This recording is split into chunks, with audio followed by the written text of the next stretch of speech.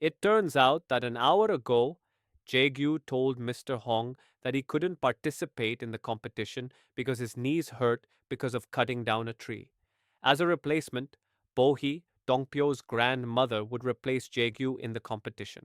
Grandma Bo-Hee was very confident that she could win because she had been an athlete when she was 12 years old. Yoon Bom went to Mr. Hong's office to protest because she had previously taken the white ball in front of the students, so she didn't want to be on the blue team because it was against the rules. Yoon Bom felt she had to uphold justice in front of her students, and Mr. Hong didn't mind if Yoon Bom returned to the white team. Jaegu felt that Hang Yul had lied to him by seeing Yoon Bom on the white team, and Hang Yul felt that he was just telling Sejin what she saw. Ijun also asked Sejin the same question. Ijun thought Yoon-Bom was on the blue team, as Sejin had said, but Sejin didn't care which team Yoon-Bom was on. She just wanted Yoon-Bom to lose the competition.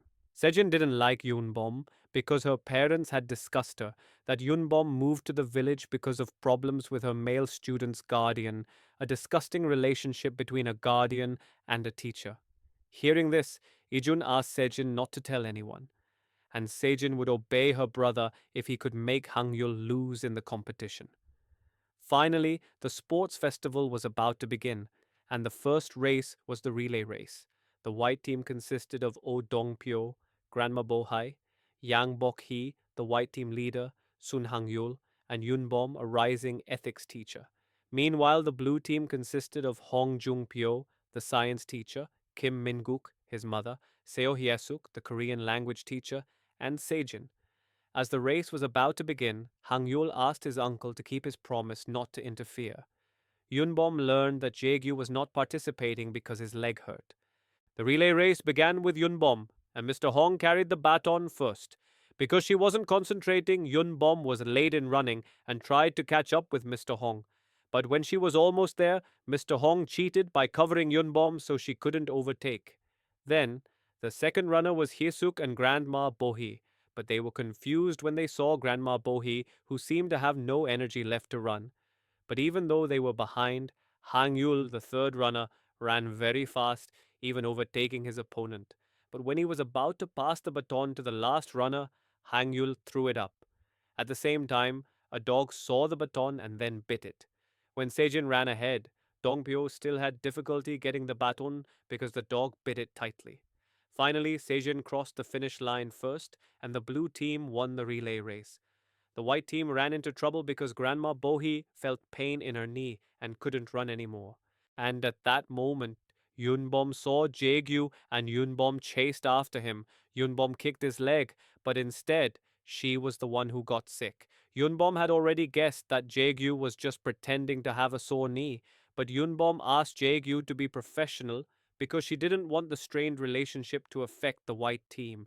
Hearing this, Jaegyu felt Yunbom misunderstood him, but Jaegyu couldn't explain why he was acting like that. Then, Yunbom asked Jaegyu to win a medal for their dog, Bomsik, but Jaegyu felt like he couldn't break his promise to Hangyul. That's because Jaegyu is a person who always keeps his promises. Suddenly, Yunbom knelt down in front of Jaegyu. Yunbom only felt her knee hurt because of running. Then, Yunbom told him that Grandma Bohi's dream was to be a relay runner at the National Sports Festival.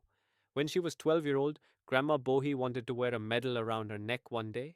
After years passed, even with artificial joints, she couldn't run freely anymore.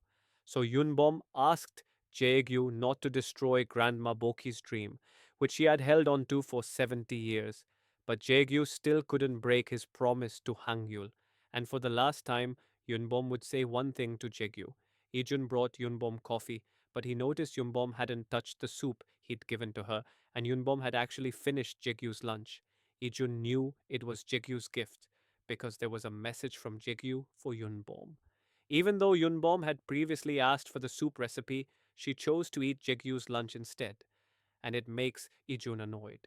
Jaegyu sat alone and remembered Yunbom's words. Actually, Yunbom hadn't come because of Bomsik, the students, or Grandma Boki, but because she needed Jaegyu. Hearing it, Jaegyu told Yunbom to say again that for Yunbom, Jaegyu is the person Yunbom really needs. They felt the blue team would win again because Grandma Bohai withdrew, leaving the white team one participant short. As everyone prepared for the tug of war, suddenly one of the blue team students shouted that it was cheating. It turned out Jae appeared wearing a white shirt, meaning he would be joining the white team, replacing Grandma Bohi as a team leader.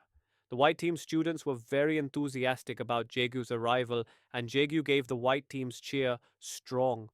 Ijun then told his team to focus, explaining that tug of war isn't about the hands but the feet.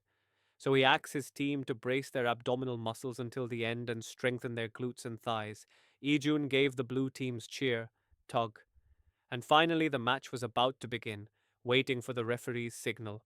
Suddenly, both Jaegyu and Ijun moved to the front row. Ijun was no longer trusted Jaegyu because Jaegyu betrayed him, but Jaegyu felt he should be the one angry. Ijun was a smart man, but he still didn't understand. Back when Ijun was bullied by his schoolmate and his money were about to be taken, Jaegyu arrived carrying Hangyul.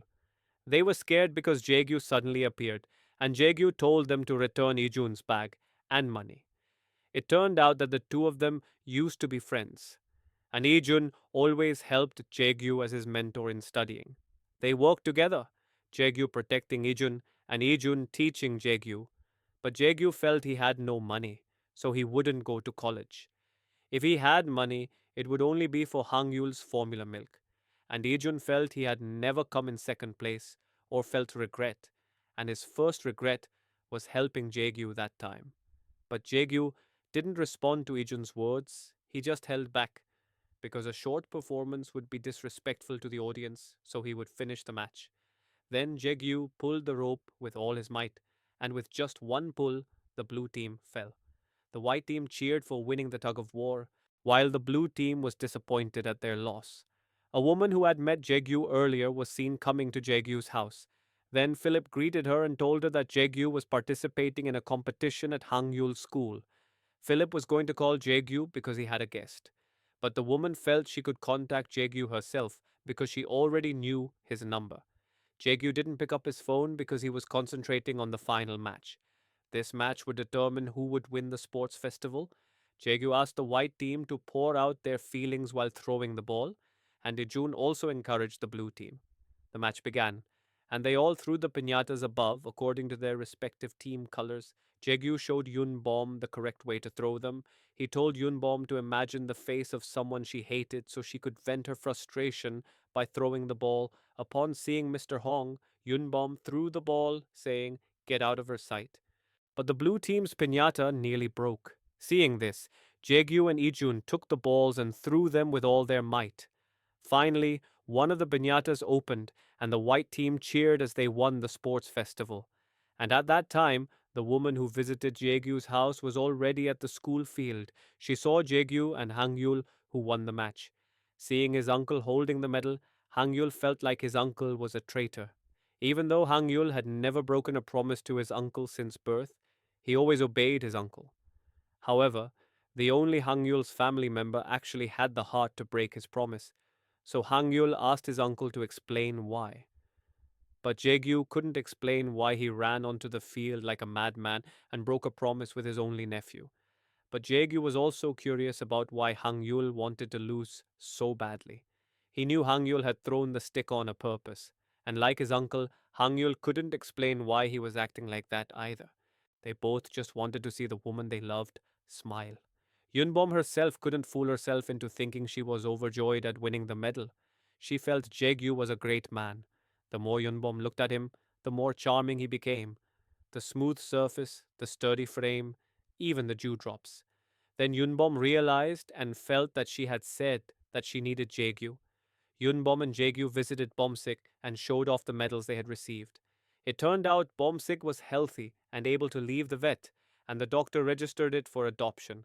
The doctor asked which of them would take Bomsik home, and they both wanted to take it home. Both Yunbom and Jaegyu were adamant about taking Bomsik home, but the doctor would only record one of their names. Jaegyu then agreed to let Yunbom take Bomsik, but he had one condition, namely, that he could visit Bomsik's house twice a week. Yunbom was delighted, but when she was about to sign her name, Jaegyu asked Yunbom to tell him why Bomsik was wearing the medal on that day. Yoon Bom had promised that day, but she hadn't promised the exact time. Hearing this, Jae-Kyu reminded her that there were 12 hours left. After bringing Bomsik home, Jae-Kyu built a kennel for it. Suddenly, Bomsik pooped, but Yoon Bom couldn't clean its poop. Then Jae-Kyu picked up it, and he felt like raising a child started with cleaning up his poop. And when Yoon Bom held it again, Yoon Bom always worried about Bomsik, feeling like she couldn't take care of it because she didn't know how. If something went wrong and Bomsik got hurt, Bomsik might have to live hating its mother too. Hearing this, Jae-Kyu felt something was going on between Yunbom and her mother. Jae-Kyu felt like they had made many mistakes while raising Hangyul, but when raising a child, as long as they focused on one thing, even if they made mistakes, they wouldn't fail. That was by giving love. No matter how many mistakes a parent makes, if there's love there, the child will forgive them. So Jae-Kyu asked Yunbom not to worry too much. Finally, Bomsik's kennel was finished, and Yunbom suddenly told Jae-Kyu that she loved him. Jae-Kyu was shocked to hear this, but it turned out Yunbom was just repeating what Bomsik had said, that she loved her father. Then they took Bomsik for a walk, and they enjoyed the evening at Jae-Kyu's workplace. And Jae-Kyu felt that Yunbom only had 1 minute before the day changed to tell him why Yunbom was avoiding Jae-Kyu at that time. Jae-Kyu felt that he had crossed the line many times with Yunbom because he wanted to know the problem at that time, but Yunbom felt that it wasn't because Jae-Kyu crossed the line. Jae-Kyu was curious. If it wasn't because he crossed the line, why would Yunbom be so angry? Then Yunbom told him the answer. It was because Yunbom was afraid that she herself would cross the line. See you. Bye bye.